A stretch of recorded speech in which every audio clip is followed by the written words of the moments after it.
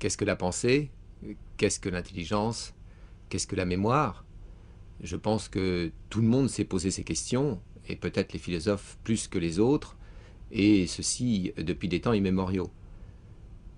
Mais ce qui est peut-être neuf, c'est que ce regard sur ces données qui paraissaient des données plus philosophiques, eh bien ce domaine est maintenant un domaine qui est pris en charge par les sciences cognitives, avec donc des scientifiques qui arrivent avec des expériences, avec des données qui permettent une évaluation des résultats et qui sont peut-être regardés par certains philosophes de manière dubitative.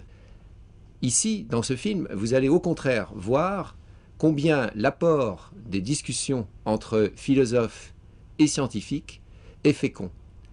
Le philosophe qui apporte ses propres concepts et le scientifique qui, lui, apporte tout ce qui concerne la partie expérimentale. Et donc, in fine, on comprendra peut-être un peu mieux ce que c'est que notre pensée, ce qu'est notre intelligence et comment nous avons une mémoire.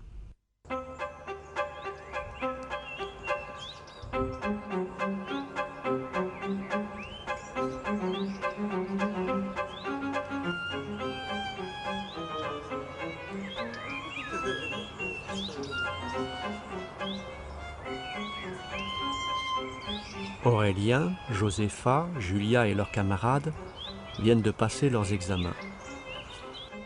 Ils se retrouvent pour échanger leurs impressions et se détendre.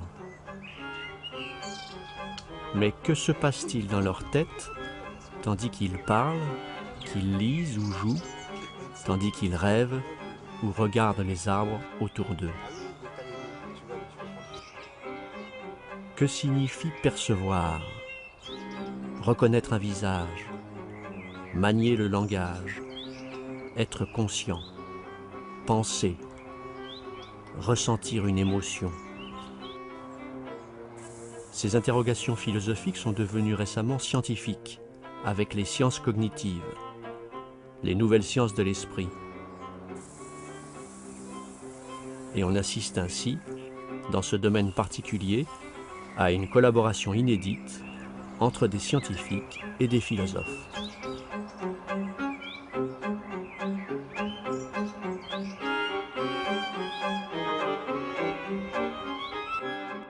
En français, on dit toujours au pluriel, on dit les sciences cognitives. Et on va voir ce que ça recouvre.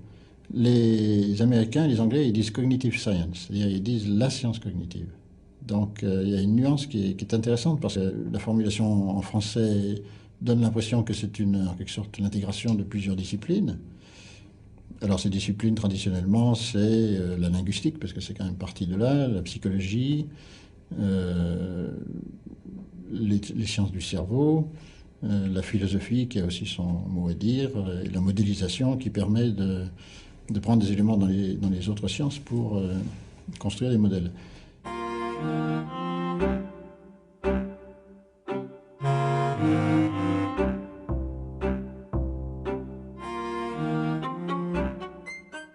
Mais ce que ces sciences ont décidé de faire ensemble, c'est de collaborer pour comprendre ce que c'est que l'esprit, ce que c'est que la connaissance, ce que c'est que l'acquisition de connaissances et l'ensemble des autres fonctions mentales.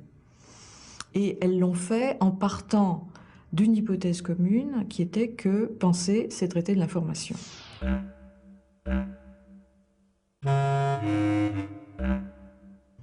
Alors là, elle se pose la question de la cohérence. Est-ce que les différentes sciences vont parvenir à des hypothèses qui sont en gros compatibles avec celles des autres ou pas? Et ce qu'on a vu depuis les années 50, c'est que les neurosciences, par exemple, ont progressivement convergé vers un certain type d'hypothèses qu'on appelle les hypothèses connexionnistes ou dynamiques, et de l'autre, les disciplines comme la linguistique, la philosophie et même l'IA, l'intelligence artificielle pendant longtemps, ont été plutôt séduites par une hypothèse symboliste. Donc là, il y a quand même deux approches bien différentes.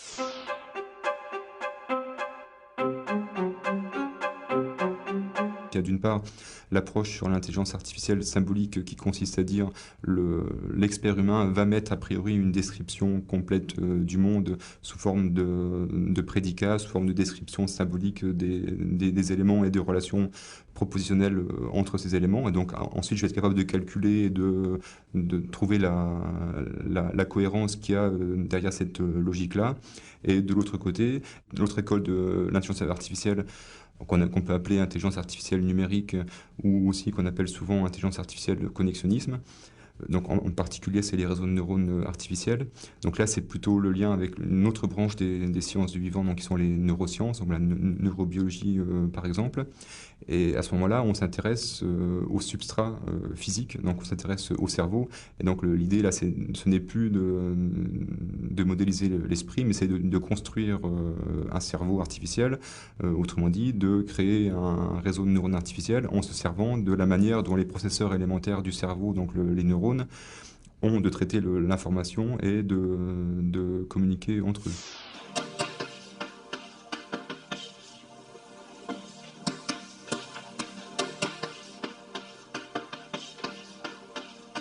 Mais ensuite, le réseau va être plongé dans un ensemble dans le monde vivant ou dans un monde artificiel, mais en tout cas dans un monde où il aura des perceptions et où il aura des actions sur le monde. Et c'est par interaction avec ce monde, donc à partir d'expériences élémentaires, que ce réseau va être capable d'apprendre, autrement dit, de modifier son comportement. Donc finalement, ce qui est vraiment très, très puissant sur ce type de calcul connextionniste, c'est que les réseaux de neurones artificiels vont être capables d'apprendre à partir d'expériences. Dans cette recherche interviennent un groupe de gens qui sont les philosophes.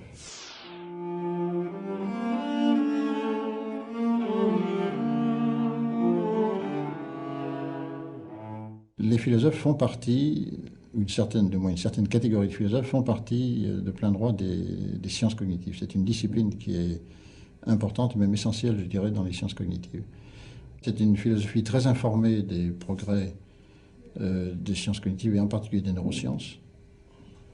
Et à tel point que certains philosophes pensent que la philosophie n'est déjà plus la même. Enfin, il y a vraiment eu ici une espèce de révolution philosophique sous l'influence, en quelque sorte, du progrès des sciences biologiques. Depuis les années 50, effectivement, la philosophie a joué un rôle qui n'était pas seulement son rôle traditionnel de proposer des concepts, mais un rôle qui était de construire avec des scientifiques des hypothèses et voire même participer au test de ces hypothèses. Alors ça s'est fait par exemple dans les années récentes avec Marc Jeanneraud sur le sujet de la schizophrénie. Alors vous allez me dire, mais pourquoi est-ce que la schizophrénie pourrait intéresser les philosophes en tant que philosophes? Eh bien c'est que les philosophes cherchent à comprendre ce qu'est la conscience, et pour analyser la conscience, il faut évidemment avoir une explication non seulement des états de conscience ordinaires, mais des états de conscience extraordinaires que sont par exemple les états délirants. Donc nous nous sommes demandé, avec des neuroscientistes, ce que c'était en fait que cette expérience modifiée qu'a le schizophrène lorsqu'il a l'impression par exemple que d'autres agissent sur sa propre pensée, contrôlent sa pensée, agissent à travers son corps, lui font faire des choses que lui-même n'a pas désiré faire. Et c'est ainsi que nous avons travaillé vraiment ensemble avec ces neuroscientistes sur des hypothèses qui pouvaient expliquer ces états de conscience modifiés à la schizophrénie.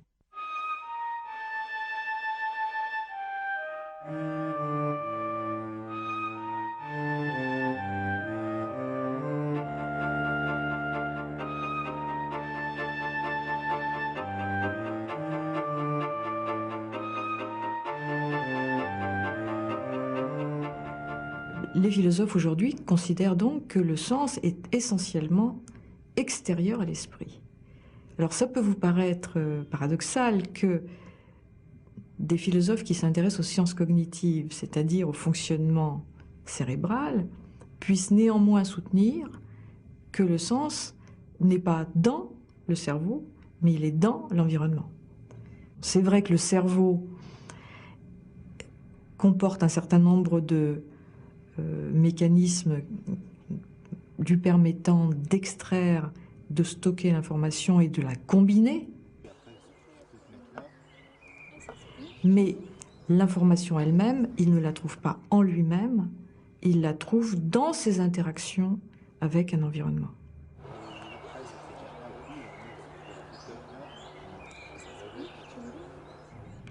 Donc cette notion d'externalisme a remplacé l'internalisme cartésien, puisque pour Descartes, les germes de pensée étaient intérieurs à la pensée.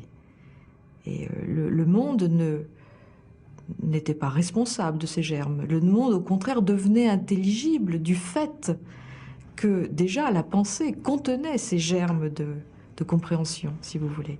En particulier, il y a un chercheur qui s'appelle Gibson qui a introduit la notion d'affordance, qui dit en fait que quand on perçoit quelque chose, quand on perçoit un objet, par exemple quand je perçois cette bouteille, je ne perçois pas passivement une forme visuelle qui serait une image numérique de la bouteille.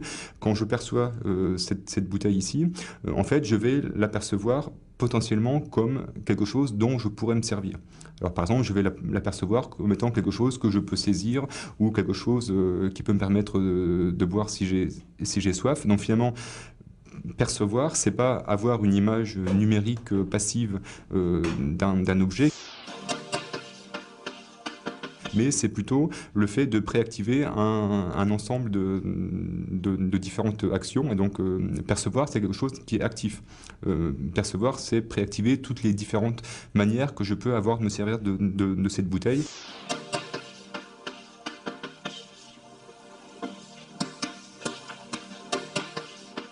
Mon état mental, il est bien présent, la représentation, elle est bien présente, mais c'est pas une représentation naïve comme on pourrait penser sur une description symbolique a priori de dire j'ai mon image numérique de la bouteille, qui entre parenthèses peut changer si la lumière change, si mon point de vue change, si la bouteille n'est plus de la même couleur, n'est plus de la même taille, toute cette description symbolique tombe à l'eau, ne fonctionne plus.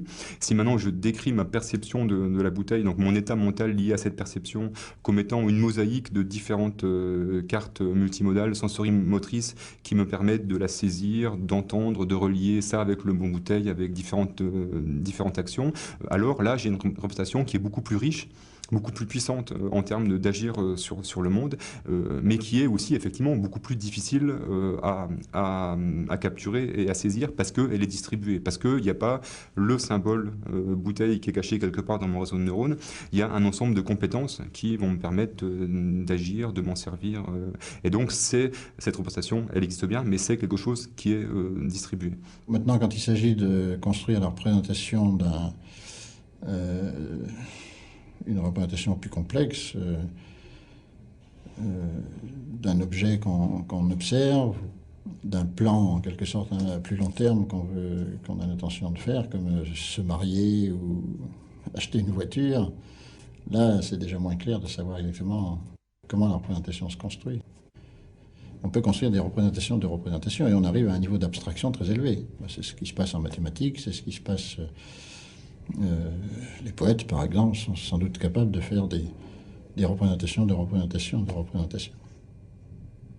La représentation, c'est à la fois une activité cérébrale, une dynamique cérébrale, par exemple, dans une certaine assemblée neuronale, et en même temps, la représentation, c'est aussi un contenu mental. Donc, le problème de l'esprit et du corps...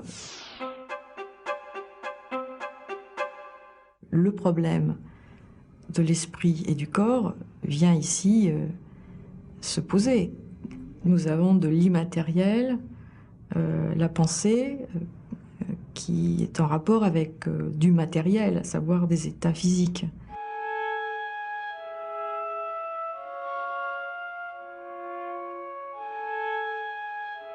Alors la position qui est défendue par l'ensemble des scientifiques dans les sciences cognitives, aujourd'hui, c'est une position qu'on appelle le physicalisme. Mais précisément, ce que dit le physicalisme, c'est que ce qui existe, ce sont des états matériels. l'idée que le contenu mental pourrait être détaché du contenu physique est encore une représentation, mais ça n'est pas quelque chose qui est plausible. Il n'y a pas d'entité immatérielle qui ne soit instanciée physiquement.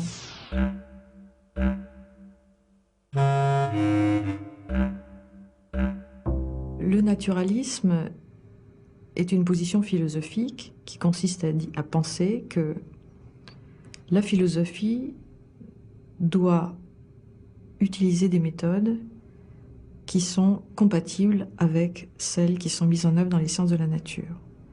Ce qui veut dire que le philosophe s'interdit des exceptions philosophiques, des raisonnements qui ne seraient pas admis ailleurs. Au nombre des thèses qui ne sont pas admises ailleurs est l'idée que le surnaturel est un rôle à jouer dans notre monde.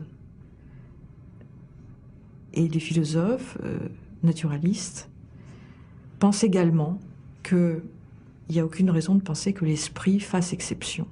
L'esprit est un phénomène naturel. Et donc il est soumis à des exigences causales. Et c'est pourquoi nous avons cette interprétation du concept de représentation en termes causaux. Une représentation, c'est finalement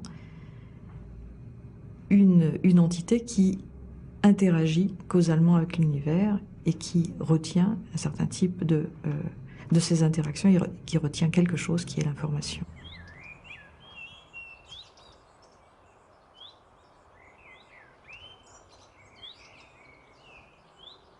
Le principe de la naturalisation, c'est ça, c'est qu'il faut chercher des moyens de rendre opérationnelle cette idée qu'un état mental et un état cérébral sont des choses qui sont étroitement associées.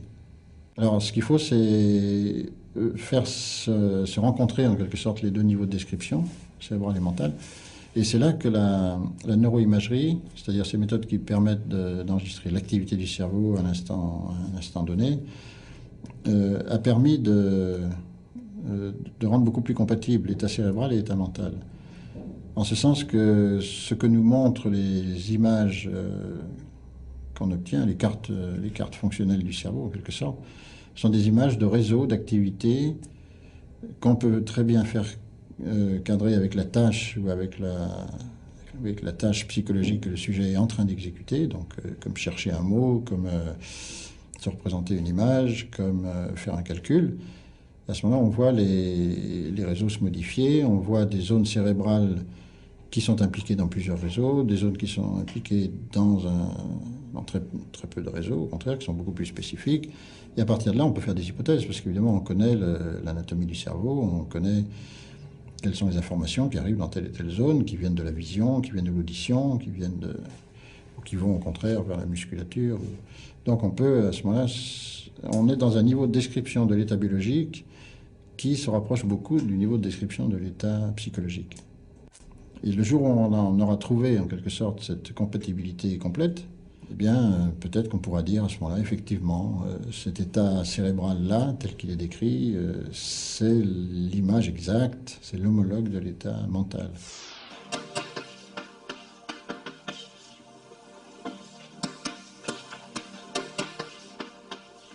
Ce qui nous manque, c'est la dimension temporelle.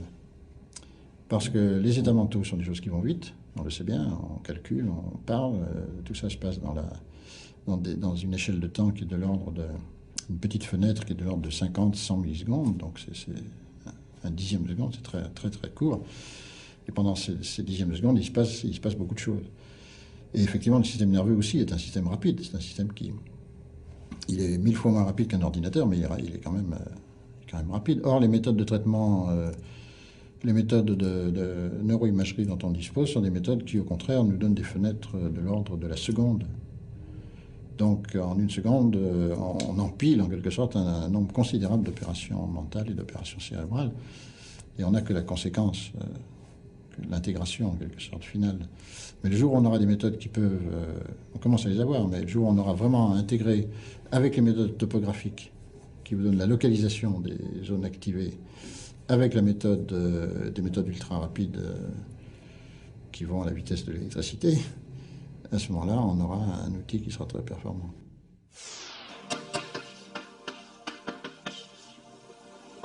Bon, c'est vrai qu'a priori, si on essaye de donner une définition de l'intelligence artificielle, bon, déjà on peut constater que c'est pas simple et qu'il n'y a pas de définition satisfaisante. Mais ce qui sort quand même assez vite, c'est de dire que finalement, l'intelligence artificielle, c'est essayer de faire à une machine des tâches qui, si elles sont faites par l'homme, nécessitent ce qu'on appelle de l'intelligence. Donc vous voyez, c'est une définition qui se mord la queue. On se rend compte qu'obtenir des systèmes vraiment autonomes, c'est quelque chose qui est relativement difficile. Et que finalement, aujourd'hui, ce qui marche souvent encore le mieux, c'est des choses où l'être humain reste dans la boucle. Donc effectivement, on ne va pas proposer des systèmes omnipotents.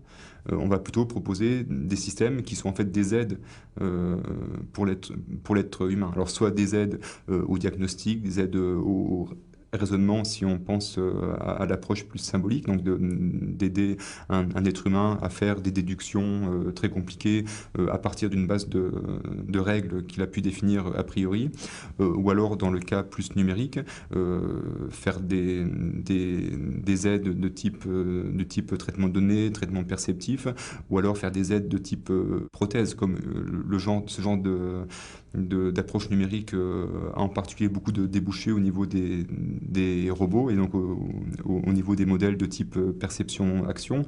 Donc finalement, dans les deux cas, l'être humain reste dans la boucle. Alors peut-être que cet ensemble complet, donc incluant l'être humain et puis incluant aussi ce système artificiel, aura des compétences élaborées. Plus cher, ça c'est bien. Reste avec moi, voilà. En haut de l'objectif.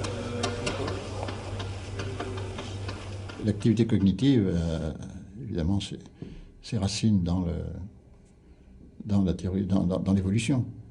Bon, ça, les êtres humains ne sont pas les seuls êtres qui reconnaissent, qui agissent spontanément, qui ont des contacts sociaux, etc. Donc toutes ces choses-là sont évidemment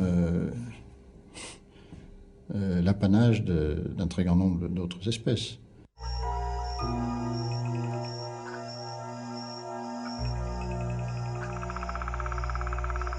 Bien, forcément, le fonctionnement du système nerveux et le fonctionnement du cerveau, il est à peu près le même, avec toutes les différences qui existent entre les primates non humains et le primate humain. Le fonctionnement cérébral, le fonctionnement physiologique est le même. Et on sait bien que les émotions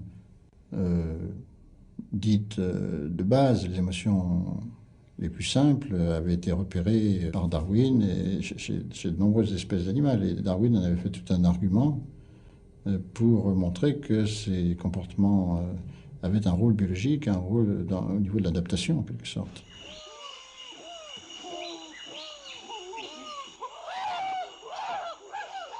La peur et les mimiques et le comportement et tous les phénomènes biologiques de la peur constituent un ensemble qui sert à fuir le prédateur, par exemple, ou la colère, et ainsi de suite. Donc toutes ces émotions de base, on les retrouve évidemment chez l'animal. Et dans le cas de notre espèce humaine, nous sommes des primates, et il est très intéressant de retracer l'histoire cérébrale des primates dans sa composante sociale. Et l'une des choses que nous travaillons aujourd'hui, c'est ce qu'on appelle la théorie de l'esprit.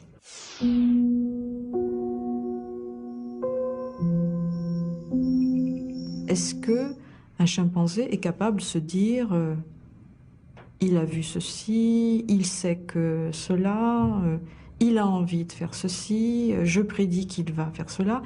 Et est-ce qu'ils sont capables de mentir de cette manière, en se disant, en communiquant sciemment, délibérément, des informations fausses? Alors c'est un sujet qui a passionné toute la communauté et qui a fait réfléchir en particulier les philosophes.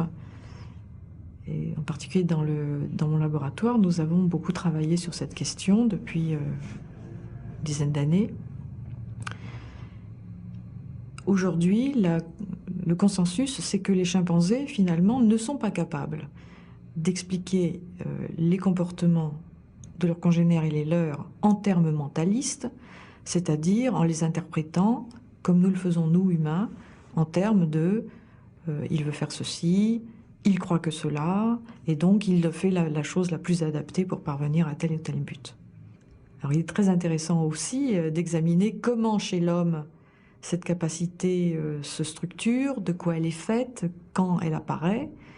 Les travaux sont encore en cours, mais en tout cas ce qu'on sait, c'est que le moment crucial se passe aux alentours de 4 ans et demi. C'est à 4 ans et demi que les enfants deviennent capables d'attribuer à d'autres sujets autour d'eux des représentations fausses de l'environnement et donc de mentir cognitivement.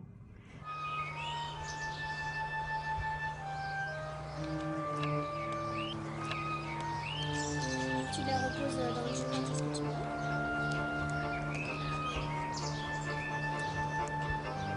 Et voilà. Avant 4 ans et demi, les enfants mentent, mais ils mentent simplement dans leurs actes, et parce qu'ils manipulent correctement les comportements d'autrui pour arriver à leur fin, mais là, ils n'ont pas besoin de se représenter que cette manipulation passe par une croyance, passe par la formation d'une croyance. Ils le font simplement, intuitivement, si je peux dire, en voyant le résultat de leurs paroles. Par exemple, ils repèrent vite qu'en disant « c'est pas moi », ils vont échapper à une punition, mais ils n'ont pas le sentiment, en disant « ce n'est pas moi », qu'ils sont en train de créer une croyance. Hein, ils n'ont pas d'explication mentaliste de leurs actes. Par contre, à partir de 4 ans et demi, ils deviennent capables de faire cela, et ensuite ils le font, comme on le sait très bien, pendant tout le reste de leur vie.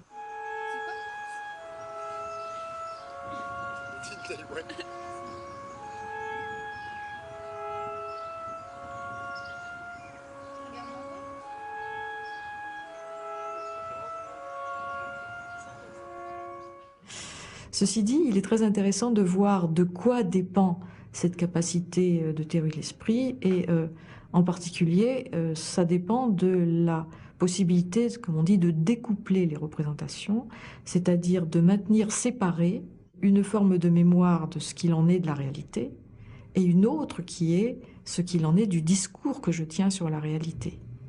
Et cette capacité de découpler, elle est évidemment cruciale, non seulement pour comprendre autrui, puisqu'il faut se représenter le monde dans lequel il est, la vision qu'il en a. Mais c'est également très important pour résoudre des problèmes. Hein. Il faut être capable de raisonner sur des modèles qu'on imagine et qui ne sont pas le modèle réel, mais un réel modifié de telle ou telle manière. Donc cette idée de découplage est une idée très importante qu'il s'agit de mieux comprendre à la fois dans ses propriétés logiques et psychologiques.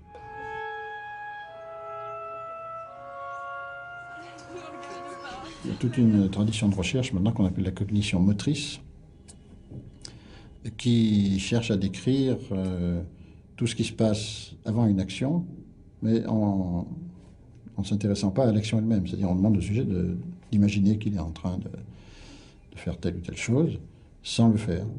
Et on s'aperçoit d'ailleurs que ce sont les mêmes zones du cerveau qui sont activées qu'on exécute l'action ou qu'on ne l'exécute pas. Autrement dit, notre système cognitif pratique beaucoup, en quelque sorte, la simulation.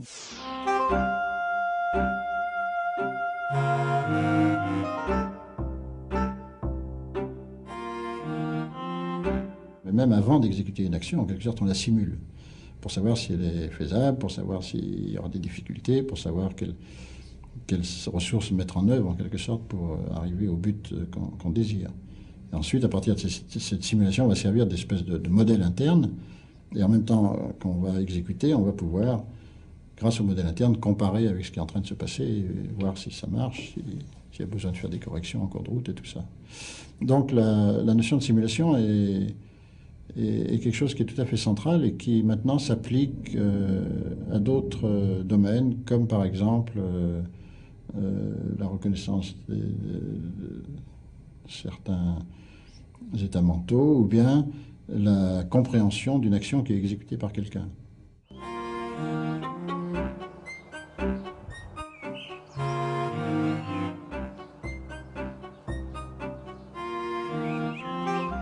Si quelqu'un exécute une action devant moi, je l'observe.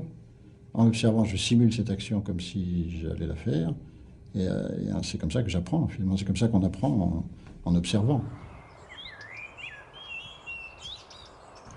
Cette notion de simulation est devenue une notion clé dans beaucoup des travaux qui concernent en particulier la théorie de l'esprit, dans la mesure où, pour comprendre autrui, il faut peu ou prou se mettre à sa place. Il faut visualiser les mêmes choses, il faut faire les mêmes expériences, même si on les fait d'une façon qui est plus détachée que lui. On n'est pas soi-même, par exemple, en train d'être bombardé. Là, je pense aux images qu'on peut voir à la télévision, les images de guerre. On voit ces gens souffrir et on souffre un peu avec eux lorsqu'on voit leur situation.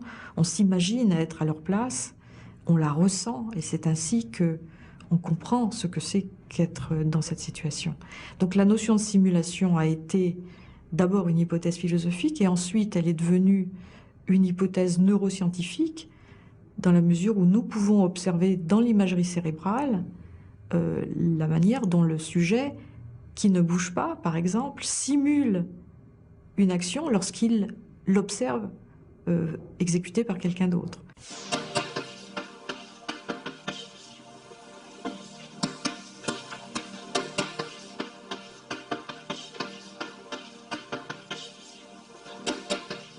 Donc là, nous avons la preuve matérielle, si j'ose dire, d'une activité simulatoire du cerveau lorsqu'il est engagé dans la compréhension, dans l'observation et la compréhension des actions d'autrui.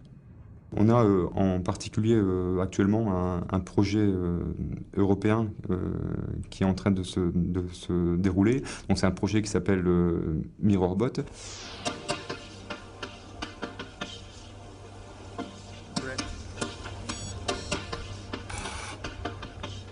C'est un projet qu'on réalise en particulier avec l'équipe de Giacomo Rizzolatti, qui, il y a relativement peu de temps, a découvert chez le singe un ensemble de neurones qu'on appelle des neurones miroirs.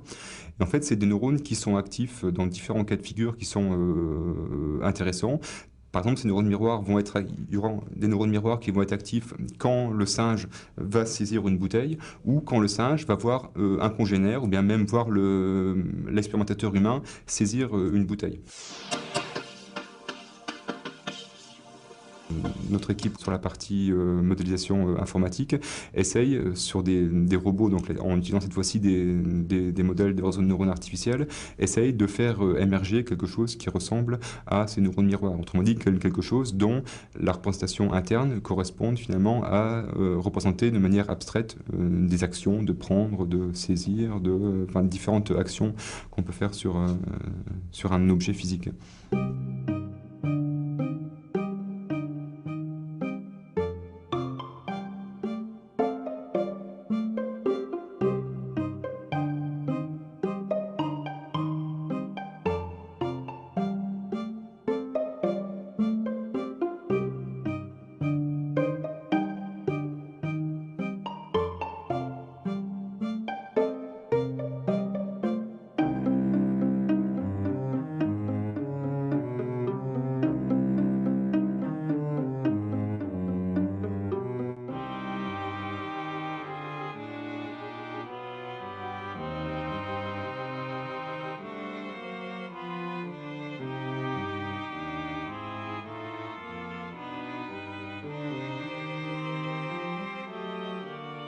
Le problème de la conscience, c'est que c'est un mot qui veut dire beaucoup de choses. Donc il y a des sens très différents en français en particulier. Donc les anglo-saxons ont plusieurs termes qui permettent de désambiguer un petit peu ce mot de conscience. Mais en français, bon, on est obligé de faire avec ce mot. Alors on met des appendices. On dit par exemple la conscience perceptive, ou bien la conscience de soi, ou bien la conscience des objets. Donc on a On a plusieurs façons d'interpréter, d'utiliser ce mot conscience. Maintenant, ça ne veut pas dire que quand on est conscient d'être en train d'écrire une lettre, on n'est pas forcément conscient de tout ce qui fait le comportement d'écrire une lettre. C'est-à-dire que pendant qu'on écrit une lettre, on est conscient d'être en train d'écrire une lettre, on pense à la personne à qui on écrit, on pense à ce qu'on va dire, etc. Mais en même temps, il se produit un très grand nombre de phénomènes qui sont automatiques et dont on n'a pas conscience, qui sont les mouvements d'écriture, par exemple. Une des idées, c'est que la plupart des comportements sont réalisés de manière rapide et automatique.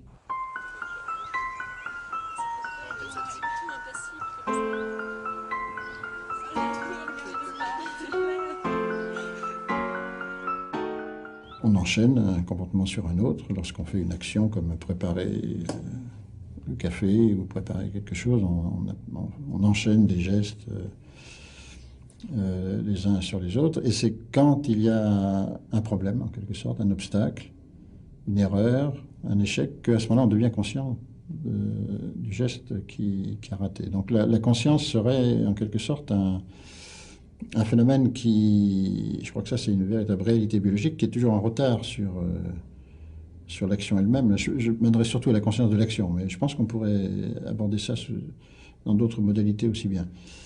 Et la conscience, elle vient après, quand elle vient. Elle ne vient pas toujours. Donc on peut réaliser quelque chose de manière purement automatique. C'est fini, c'est fait, on passe à la chose suivante. Si à un moment donné il y a un problème, il y a un échec, alors on devient conscient qu'on était en train de faire ça. Et ça va permettre de rectifier évidemment, de corriger l'erreur. Le cerveau n'est pas du tout fait, comme je le disais antérieurement, il n'est pas fait pour s'observer lui-même. Et en particulier, il y a un certain nombre de dispositifs qui montrent que le cerveau constamment gomme ses propres ignorances et ses propres discontinuités. Par exemple, si on demande à un sujet de répondre par différents moyens à une même question, par exemple, on lui demande de dire oui ou non, d'appuyer sur une touche X ou Y, ou encore de cligner de l'œil pour indiquer le oui et de ne rien faire pour indiquer le non. Et la tâche est maintenant très simple, c'est de discerner s'il y a oui ou non un changement lumineux dans une cible qu'il perçoit. C'est très simple et ça ne mange pas de pain. Eh bien, quand on fait cela dans des conditions de réponse rapide, où le sujet n'a pas vraiment le temps de réfléchir à ce qu'il fait, nous voyons de façon très surprenante que son œil, sa main et sa parole ne donnent pas nécessairement les mêmes réponses. Et de plus, nous voyons qu'il répond de façon globalement plus véridique à l'expérience qu'il a, qui est l'expérience du monde réel, en clignant de l'œil, qu'il ne le fait en appuyant sur une touche ou qu'il ne le fait en verbalisant sa réponse. Là, je trouve que c'est une espèce de métaphore de ce qui se passe dans l'activité cérébrale en général. C'est un exemple réel, mais c'est en même temps une métaphore, parce que le cerveau semble avoir des régimes d'intervention sur le monde qui sont plus ou moins adéquats suivant la tâche, que le cerveau peut avoir des avis différents suivant les différentes zones qui sont impliquées dans l'activité. Et en fin de compte, ce que nous observons au total, ça n'est que le résultat en général que nous avons verbalisé, mais nous méconnaissons l'ensemble des autres interventions qui ont été faites dans notre cerveau et qui ont modulé peu ou prou notre réponse également.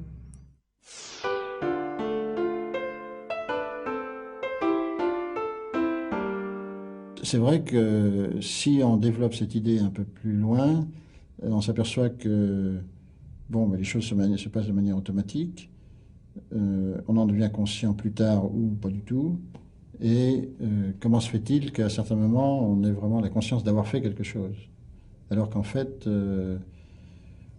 ou la conscience d'être l'agent qui a causé tel ou tel effet.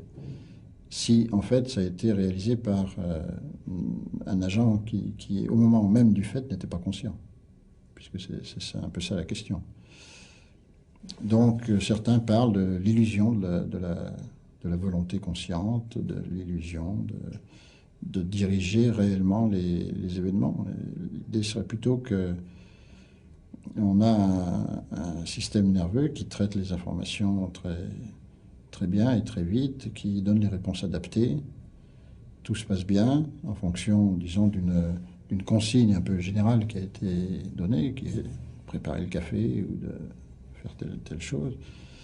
Et puis, bon, tout s'exécute de manière automatique, sauf s'il y a un obstacle à un moment donné. Donc on a, en quelque sorte, donné une impulsion, et puis on ne contrôle plus l'enchaînement des événements de manière consciente.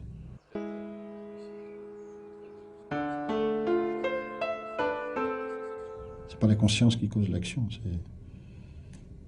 en même temps qu'on exécute une action, on peut ou non devenir conscient de cette action.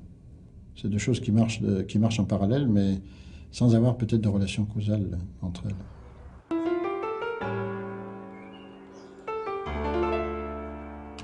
Alors la conscience est-elle une illusion ?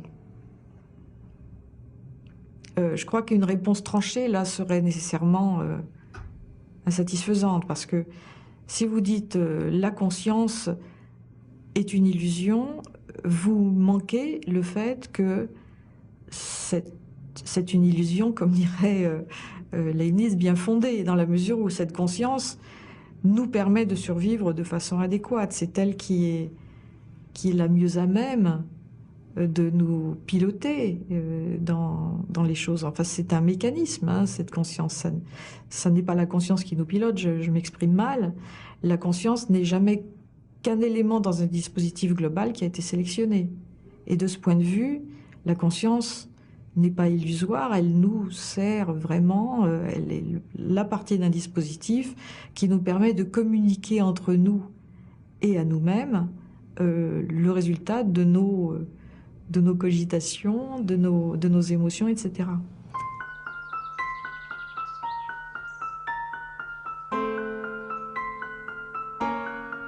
En disant que la pensée est inconsciente en grande partie, ce qu'on veut dire, c'est que l'activité cérébrale traite de l'information, parvient à prendre des décisions importantes pour le comportement, sans que la pensée langagière, sans que la conscience réflexive soit le moins du monde impliquée dans ces fonctionnements, ou alors soit impliquée d'une façon seulement partielle. Ce que le cerveau fait, évidemment, c'est de permettre au sujet de penser des résultats. Par exemple, vous essayez de vous rappeler un nom propre, vous réfléchissez, mais que faites-vous lorsque vous essayez de vous rappeler? Vous ne le savez pas. Et d'un seul coup, le mot apparaît dans votre conscience et vous vous en saisissez, vous le prononcez. Ce processus est totalement inconscient dans tout son déroulement. Seul le résultat final devient conscient. Est-ce que nous avons là quelque chose de comparable à l'inconscient freudien? Alors, je pense que ce qui peut être dit, c'est que non, ça n'est pas du tout de l'inconscient freudien, mais réciproquement, l'inconscient freudien peut trouver une explication à travers l'inconscient cognitif.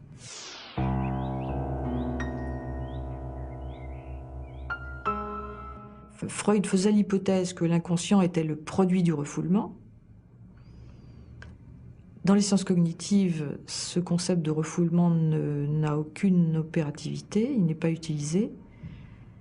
En revanche, ce que l'on peut comprendre, c'est la notion de lapsus, par exemple.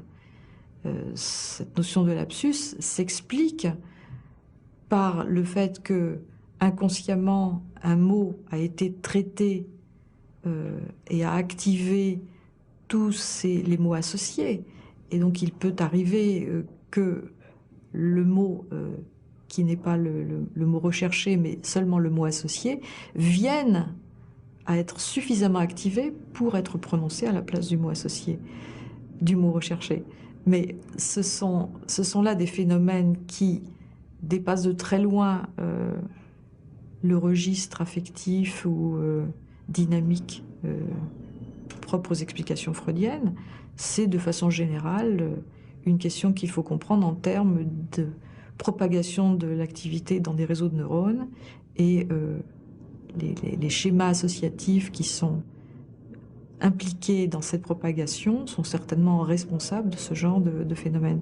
Donc il y a vraiment, à mon sens, incompatibilité entre une interprétation freudienne et une interprétation cognitive des phénomènes, en particulier des phénomènes inconscients. Non, ce n'est pas du tout le refoulement ou l'affect qui sont déterminants et de manière exclusive dans l'inconscient. L'inconscient, c'est plutôt la règle du traitement de l'information. Le conscient représentant peut-être 5% du traitement de l'information effectivement accompli dans le cerveau. Je parlais tout à l'heure du projet européen MirrorBot qui a pour but de modéliser des neurones miroirs.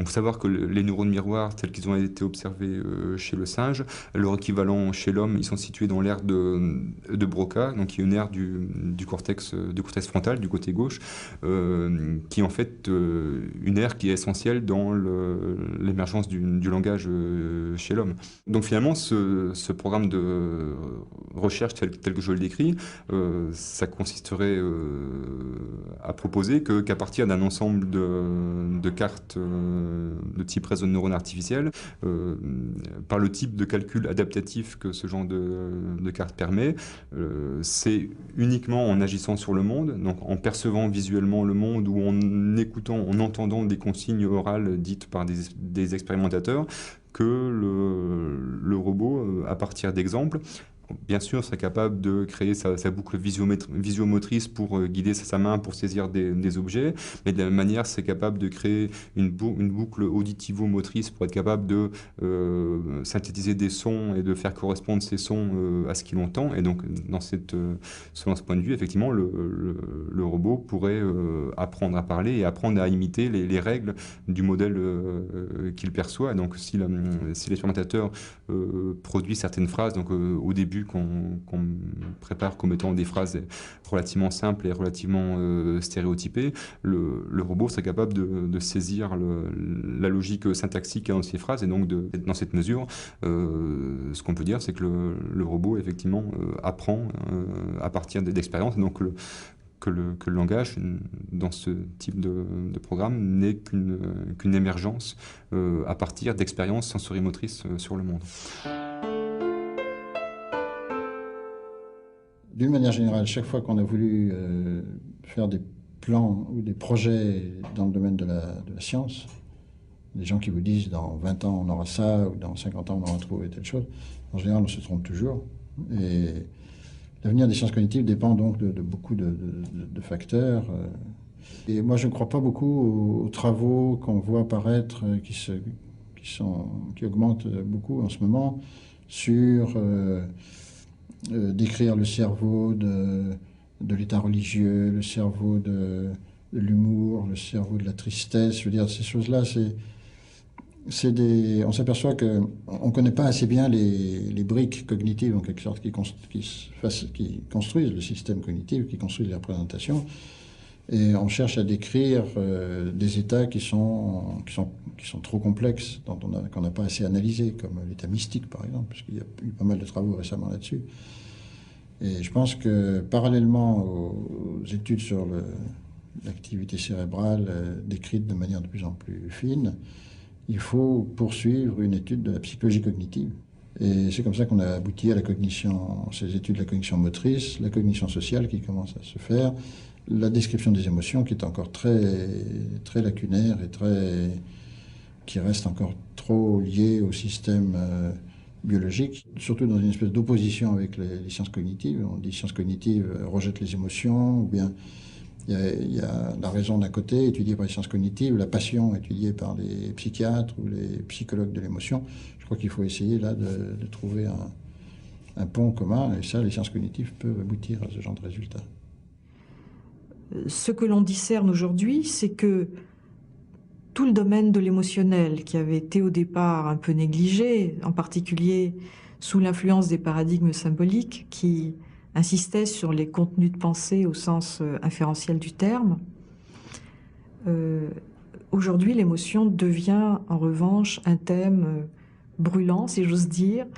De plus en plus de scientifiques impliqués dans les sciences cognitives s'y intéressent. C'est vrai que les émotions sont une composante de la cognition elle-même, c'est-à-dire qu'on ne peut plus, comme on le faisait autrefois, considérer que l'émotion était une sorte de phénomène marginal ou accessoire. C'est en fait au contraire une condition même de la mémorisation, de la compréhension d'un contexte. Donc là, il y a effectivement des travaux très intéressants qui se profilent et qui vont certainement révolutionner, je crois, notre compréhension de ce que c'est que, y compris le social, parce qu'évidemment, dans le social, les émotions jouent un rôle absolument capital.